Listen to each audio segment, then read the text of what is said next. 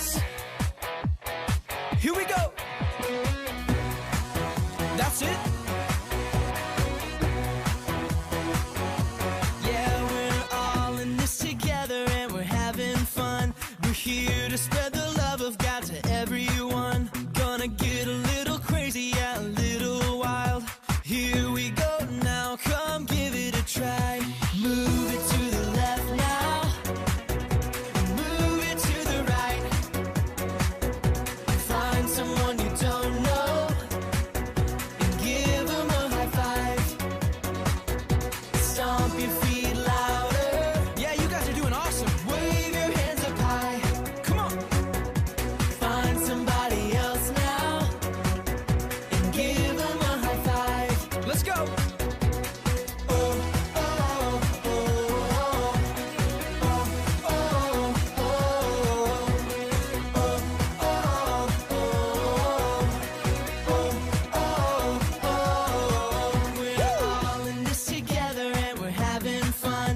Here to spread the love of God to everyone. Gonna get a little crazy, yeah, a little wild. Here we go now. Come give it a try. Move it to the left now. Move it to the left now. Move it to the right. Move it to the right. Find someone you don't know and give them a high five. Come on, you guys are moving great. Stomp your feet louder. Stomp your feet. Wave your hands up high. Come on, wave them up. Find somebody else now. Give them a high five. Yeah, yeah, yeah.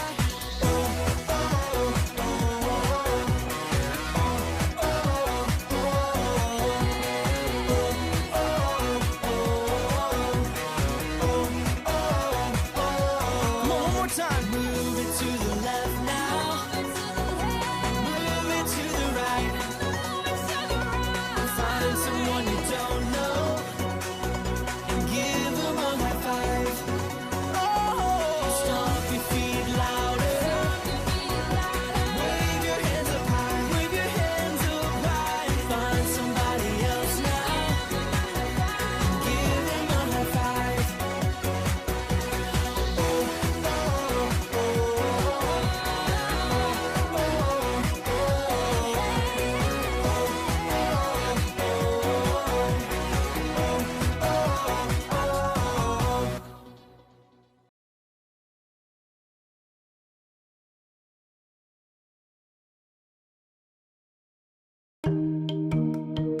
The Miracle of Mercy.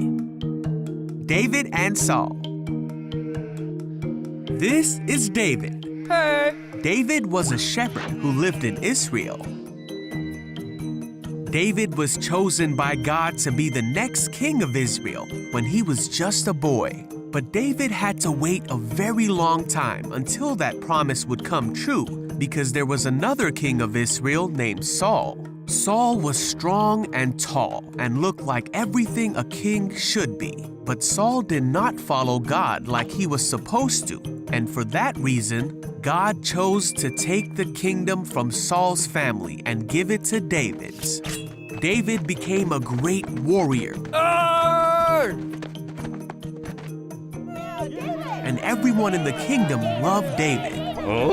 This made Saul jealous, and Saul hated David because he thought he would try to kill him and take the throne from his family. So Saul wanted to kill David. Whoa! Saul hunted David, but he couldn't catch him. One day, Saul heard that David was in the wilderness of En-Gedi. So Saul gathered 3,000 of his skilled fighters and went to find and kill David. During Saul's search for David, he went in a cave to relieve himself.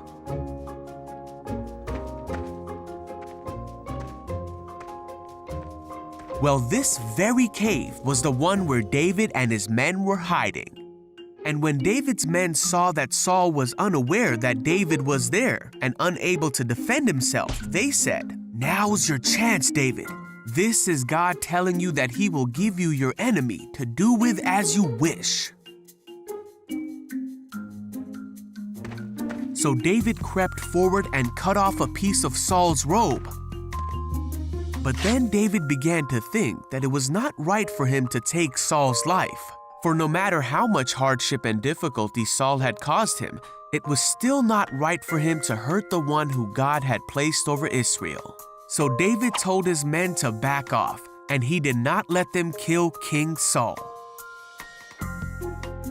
They waited until after Saul had left the cave. And then David ran out of the cave and shouted after Saul, "My king! Why do you listen to people who say I am trying to harm you? Look, I cut it off, but I didn't kill you. This proves that I am not trying to harm you and that I have not sinned against you, even though you've been hunting me." David went on to promise that he would never harm Saul. David said that God would be the one to protect David and to rescue him from Saul's power. Saul said, "Is that really you, David?" And he began to cry. Saul said, "You are a better man than I. You have been amazingly kind to me today, for when God put me in a place where you could have killed me, you didn't do it. Who else would have done this? And now I realize that you are surely going to be king, and the kingdom of Israel will flourish under your rule. But promise me that when that happens, you will not kill my family." So David promised that he would not hurt Saul's family, and they left each other in peace. Now Saul continued to cause difficulty in David's life. But David kept his promise, and in time, David did become king of Israel. David was dearly loved by God, and Israel did flourish under his rule because David did everything that God wanted him to do, and he was a man after God's own heart.